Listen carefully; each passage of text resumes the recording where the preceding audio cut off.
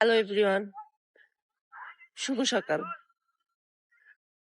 নিজেকে কখনোই নিজের প্রিয়জনের কাছে সস্তা বানাবেন না।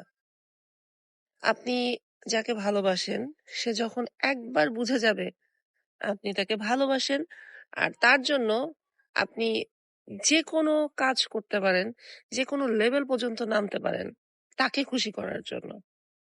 বিলিভ মি, যখন এই বিষয়টা সেই ব্যক্তির মাথায় ঢুকে যাবে তখন যদিও উচিত যে সে আপনাকে সাপোর্ট করবে, আমরা এরকম এক্সপেক্ট করি যে তাকে ভালোবাসা শো করলে তার প্রতি যে আমার ভালোবাসা আছে, তার জন্য যে আমি সব করতে পারি, এটা যদি আমি শো করি তাহলে সে আমাকে প্রায়োরিটি দিবে।